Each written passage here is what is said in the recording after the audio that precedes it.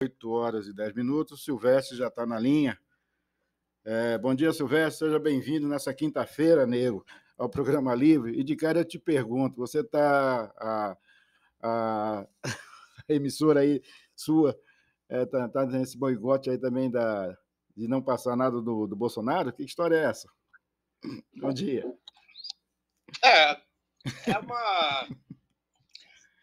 uma tentativa, estava previsto isso, não? Seria todos contra um. Então, chegou ao limite. Agora, o perigo é o seguinte: esse esforço todinho do establishment, todo, judiciário, parte do legislativo, executivo também detém gente, e setores interessados aí em ter o Lula de volta, iria fazer exatamente isso. Mas você acredita que 9 mil... O pessoal está... Essa atitude ontem do Alexandre de Moraes, convocar essa coletiva e as emissoras fazer isso, o que vai acontecer? Tem muitos radicais aí, mas muitos radicais mesmo. Tem gente de extrema-direita ligada ao Bolsonaro, e esse povo é perigoso. Eles não pensam muito racionalmente. E estão preocupados em relação ao país. Há uma ojeriza em relação à esquerda, de um modo geral.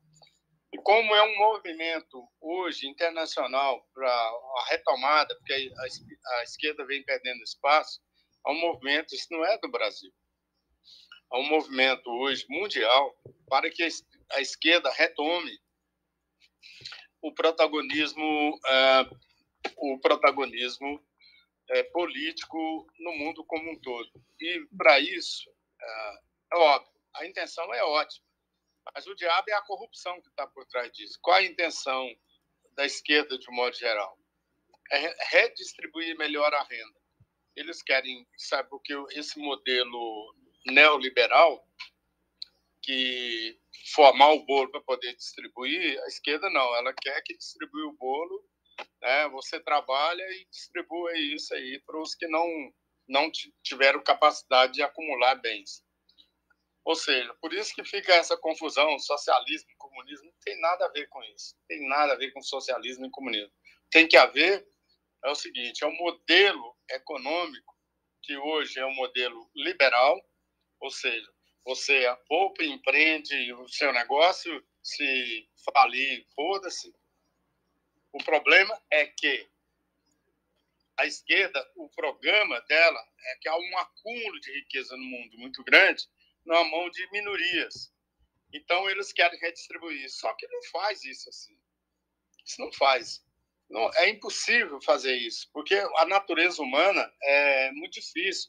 Se você trabalha e acumula bens, você não vai dar isso para ninguém. Não vai.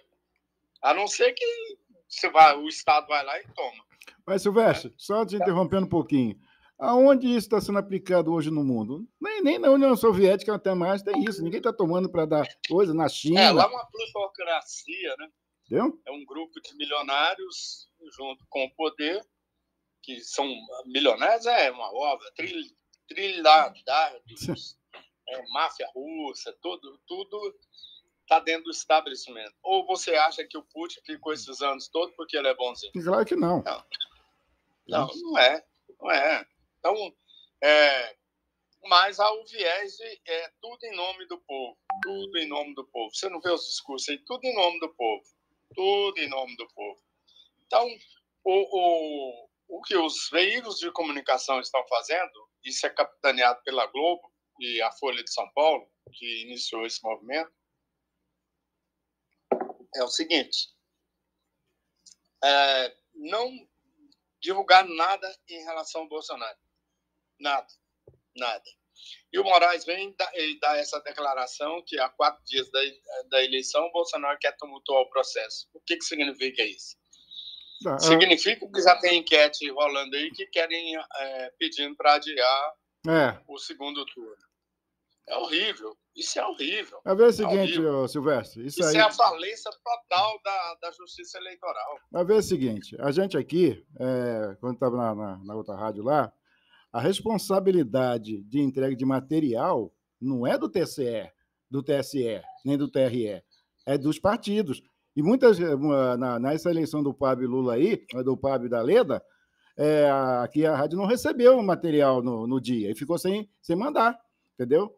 Então, não é o TRE não vem na rádio aqui cobrar nada, não. Tá? A responsabilidade é do partido político. Então, quem tem que fiscalizar são os candidatos. Então, aí, nessa situação o aí... O Bolsonaro quis tirar aí o Van Garten, ele quis tirar uma vantagem nesse processo, só que o TRE, você tem razão, o TRE não tem nada a ver com isso. Não tem nada a ver. Tá? O TRE é uma corte judicial que arbitra as eleições. Esse é o papel.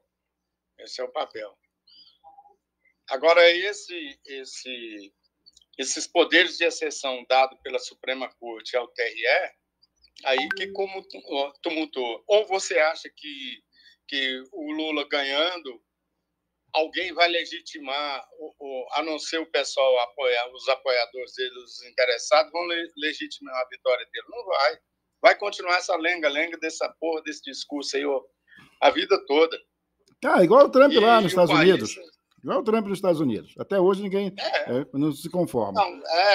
Então, aí fica aquela dúvida na cabeça, principalmente dos bolsonaristas. Vai ficar a dúvida assim, foi limpo o processo ou não foi? Foi injusto ou foi? Entendeu? Então, eu vejo o seguinte... No ponto de vista sociológico, no ponto de vista sociológico, o comportamento das pessoas ela tende ao seguinte. Então, onde está a democracia? Onde está a pluralidade de ideias? Se tem que só defender o PT e o Lula. O outro lado não existe, não? Então, para que existe democracia? Mas eu acho que está vendo o contrário, Silvestre. Por exemplo, a intolerância está muito maior no lado bolsonarista e do lado da esquerda. Dúvida. Entendeu? Sem porque, dúvida, por exemplo, essa ideia aí que realmente foi para tumultuar, porque pelo cálculo que foi feito, primeiro que as rádios desmentiram isso, o relatório. As duas empresas que fizeram esse relatório aí não têm especialidade de nada. Tá? Uma trabalha para a Van, e aí é fácil de controlar, porque se a Van fala o seguinte: Santana, eu quero fazer publicidade aqui na tua rádio. São quantas inserções? 5 por dia. Qual horário que você vai colocar? Eu vou botar 8, 9, 10. O cara que está lá controlando, escuta, 8 horas colocou, 9 horas colocou, 10 horas. Agora, no Brasil inteiro, isso aí não tem como. E aí seria mais de 100 só de 100 horas. Né? Então, isso aí foi para tumultuar. Assim como... Quando o Van Garten falou que o Bolsonaro estava sendo roubado nisso, eu falei, meu Deus do céu. Ué. Eu já participei de várias campanhas, sei como é que é feita essas inserções, e antigamente era manual, o cara levava a gravação para a rádio, hoje é transmitido via internet, não tem como. Processo. E não tem como você... Então, assim, fica registro. E fica, as rádios provaram. Realmente, para o Bolsonaro foi muito ruim isso. Assim como outras coisas. Porque se você criar um factoide, o Bolsonaro ele acredita piamente que ele se posicionar contra o establishment, se ele se posicionar contra o establishment, ele terá vantagens políticas em relação às pessoas. Não tem, porque você ofusca o discurso dele. Por exemplo, o governo fez coisas boas, mas não apareceu na campanha, só apareceu as polêmicas. Por que isso? Porque o discurso foi um discurso de confronto.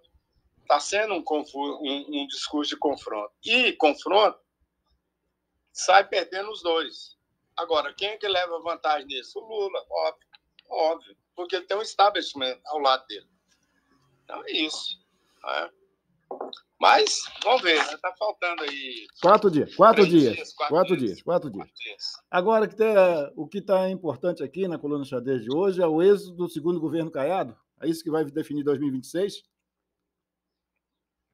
Bom, Santana, o Caiado está aí, ele adiou, inclusive, essas tratativas aí do secretariado, tendo como tendo como justificativo o fato de estar apoiando Jair Bolsonaro no segundo turno e estar coordenando, né, de um modo geral, prefeitos, e pensando também para fechar as contas, porque ele tem que fechar as contas dos 4 anos, né? Ele tem que fechar as contas e para iniciar dentro de um novo orçamento a partir de 2023. Então, mas mesmo assim, o Caiado tem conversado. Para quem estiver mais interessado em saber esse e outros conteúdos, é só acessar o hoje.com, está lá, que na coluna xadrez de hoje também eu trago detalhes sobre isso.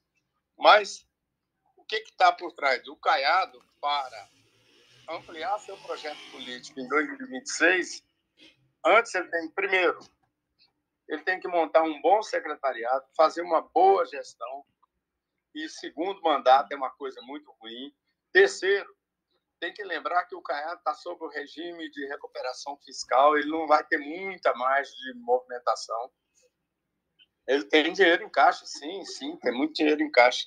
Ele tem muito dinheiro em caixa. Mas a prioridade do Caiado para ter visibilidade nacional, principalmente se o Lula ganhar a eleição, vai ser a ampliação da rede de proteção social, até para fazer conta a conta ao PT nacionalmente.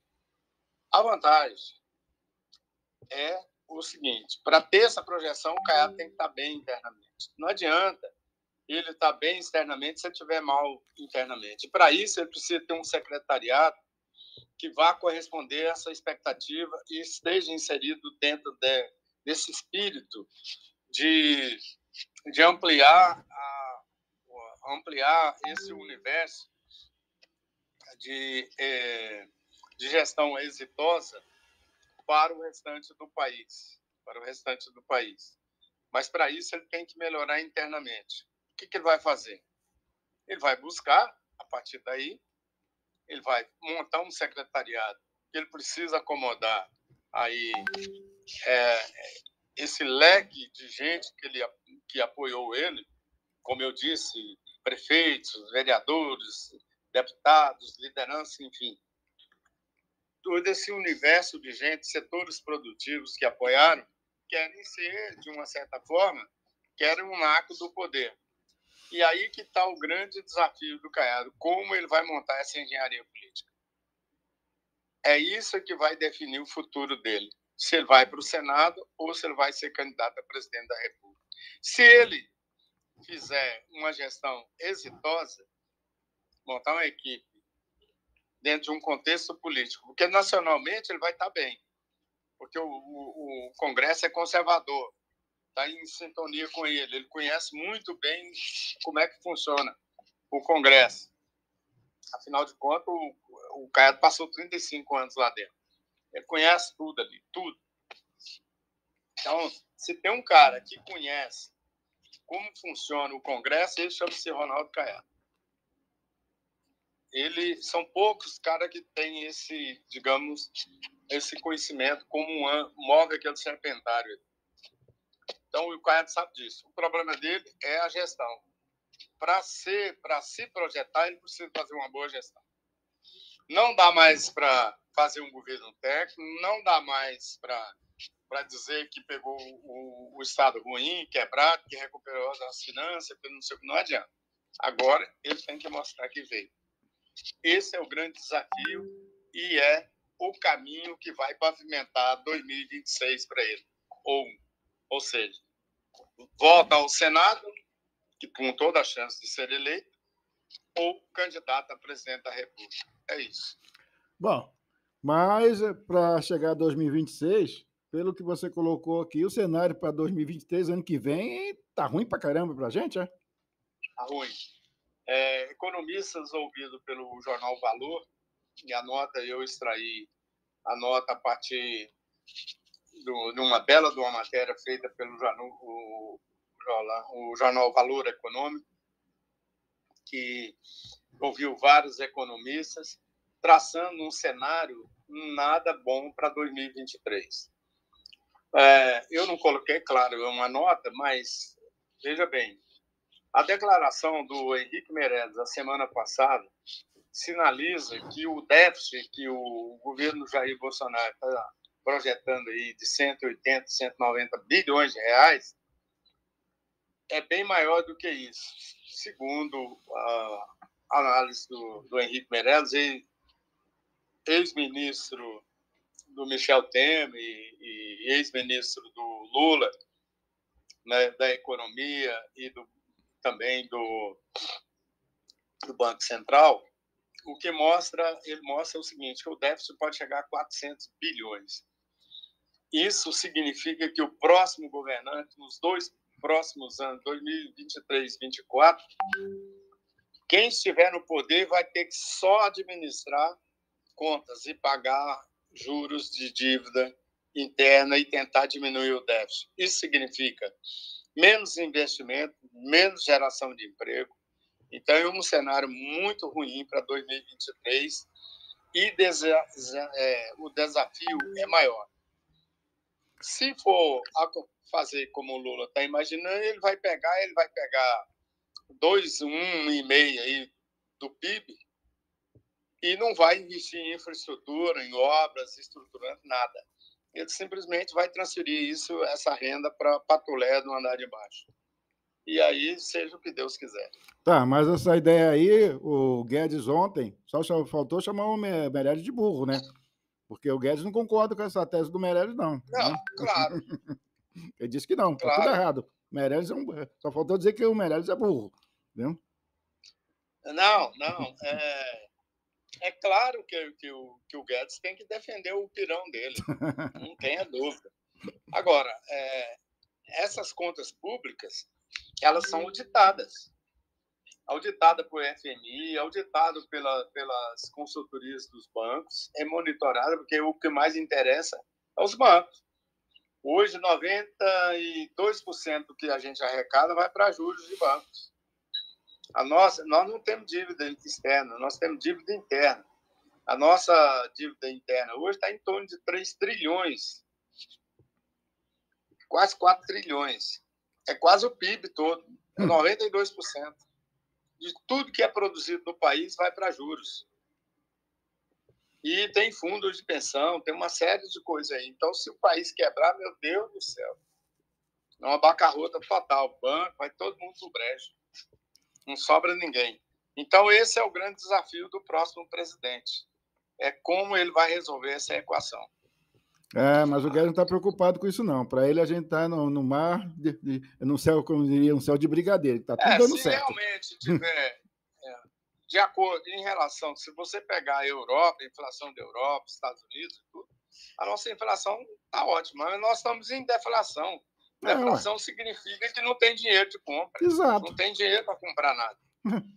Então não é vantagem nenhuma, Silvestre, tá? Não é vantagem nenhuma. E é isso que o Lula está defendendo. Ele defende o seguinte, não, eu quero que as pessoas, quando ele fala esse negócio de picanha, o povo ficar idiota demais.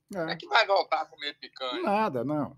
Vai se alimentar, é um simbolismo significando que o cara vai poder, pelo menos, comprar 1 quilo de carne. Exatamente. Que hoje não tem condições, porque não tem poder de compra. Exatamente. É isso aí. É o básico, pelo menos o básico, né? Arroz, feijão. Isso é narrativa de política e tudo. E outra coisa. Aí você agora a Venezuela vai virar Argentina. Não. O país, rapaz, assim, o país, o povo é idiota demais, gente. Nossa Senhora, pelo amor de Deus. É rede social, cara. Qualquer coisa na rede social vira verdade. Não, o povo não tem ideia. Acha que isso aqui é uma casa da mãe Joana, é um quintalzinho. Não, rapaz, aqui tem instituições, tem Forças Armadas, tem sociedade organizada, tem Fiesp, FIEG, Confederação Nacional de Agricultura, Confederação Nacional da Indústria, tem clubes de serviço, setores organizados da sociedade, Senac. Isso não é Venezuela, não é Argentina. O Lula vai, que eu vou mandar um projeto. Não funciona, porque se ele mandar um negócio desse, o que acontece? Há uma convulsão social, esquece. Isso é bobagem, não existe isso. O povo, repito, é uma idiotice, meu Deus do céu. O que o Lula vai fazer é tentar fazer transferência de renda, tirar ele vai diminuir os investimentos, porque não tem como, não tem dinheiro. Ou ele atende o povo, e ele vai atender, porque ele precisa ser... O PT precisa voltar ao poder, e lá a partir de 2026. Então, o que ele vai fazer? Ele vai pegar, vai dar a picanha aí para a patulé do andar de baixo, onerando principalmente a classe média. Então, essa transferência de renda não tem jeito de fazer de outra forma. A não ser que tudo que eu li sobre economia tenha sido inútil, só narrativa, porque não tem outra forma.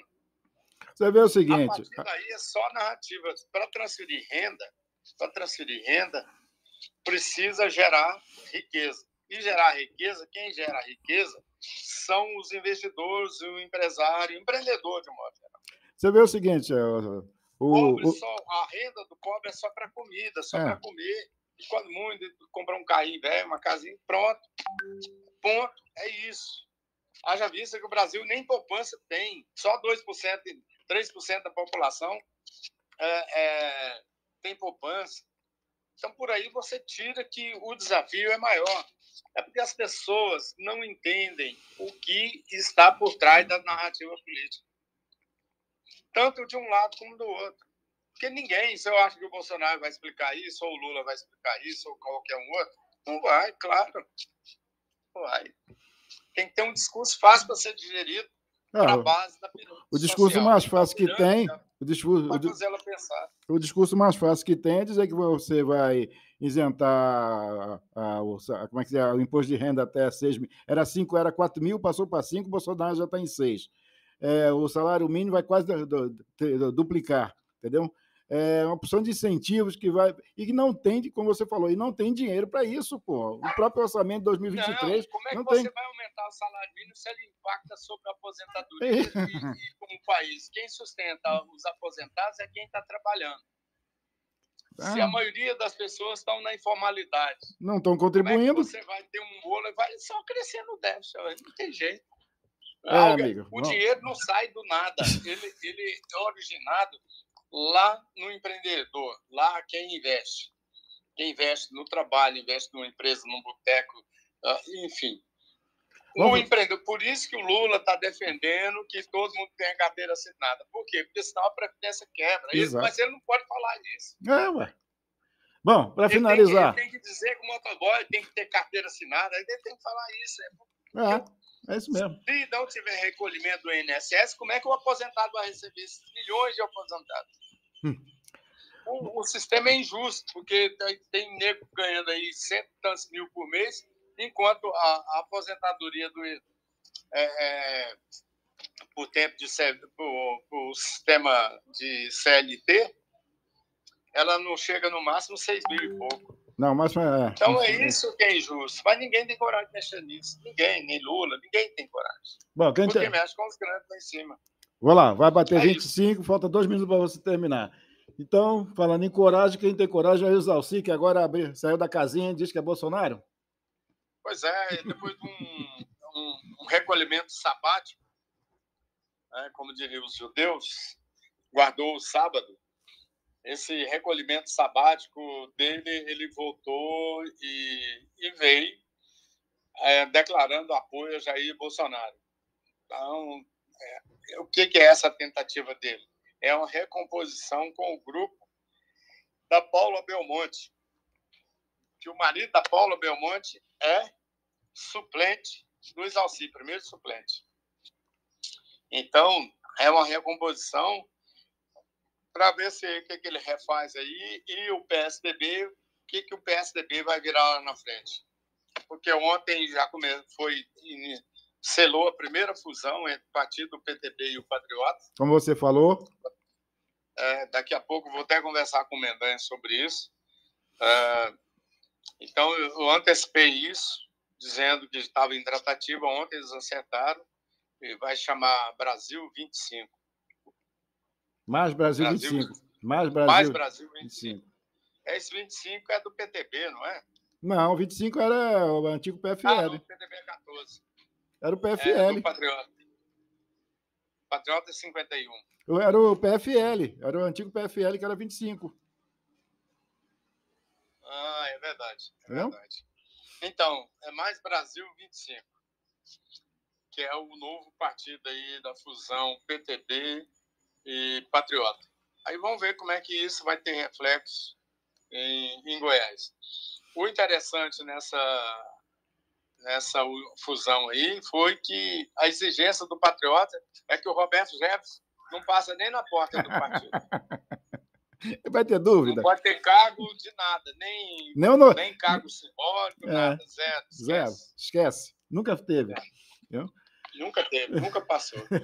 Aí eles concordaram, essa nova executiva, que era do antigo PTB, concordou e selou a fusão. Que essa fusão, na realidade, vai acontecer com vários partidos. Por quê?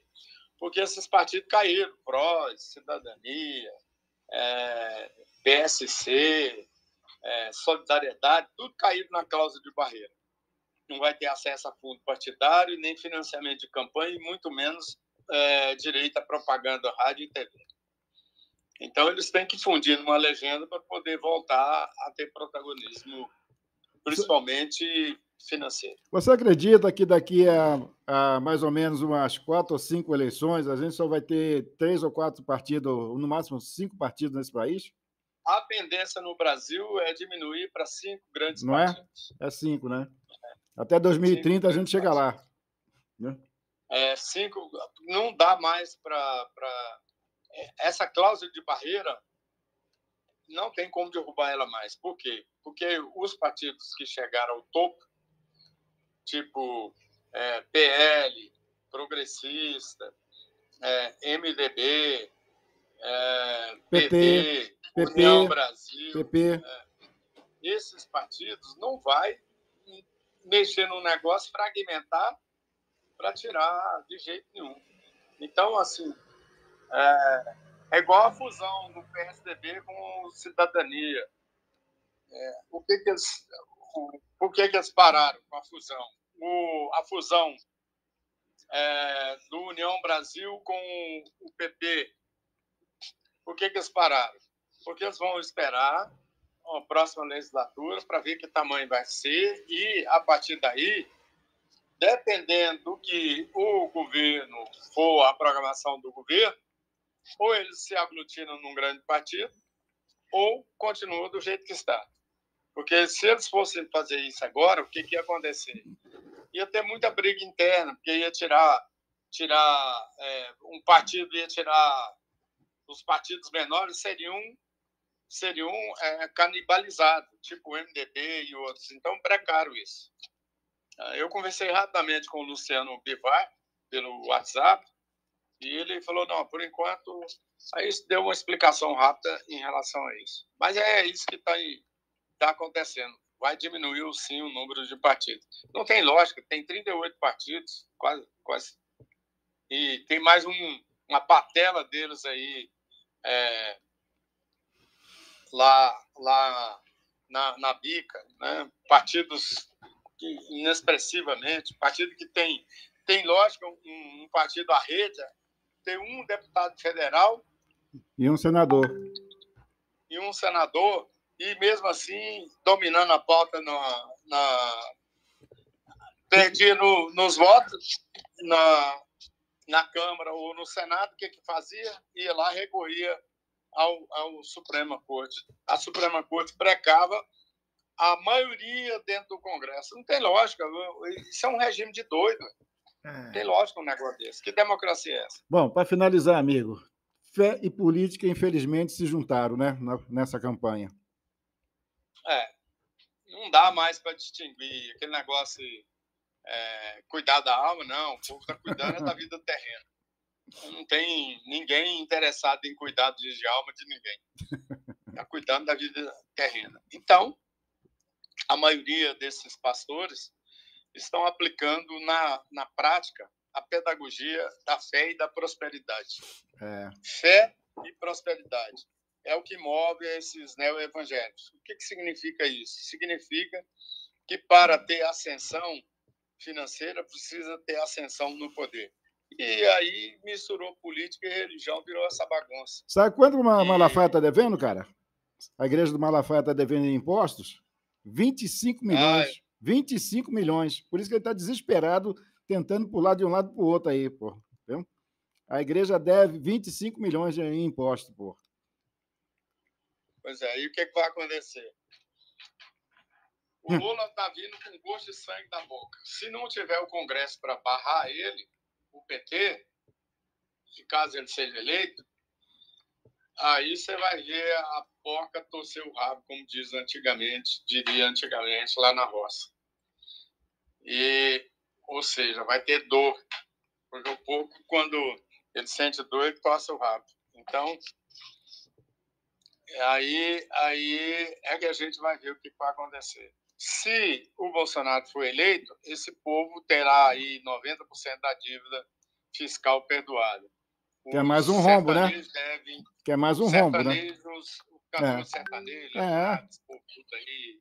Ninguém está por amor, Silvestre. Ninguém está por amor à causa, não. 900 milhões eles devem entre impostos. Hein, Silvestre? Ninguém está por amor à causa. Ninguém está por amor ao Brasil. É o bolso, porra.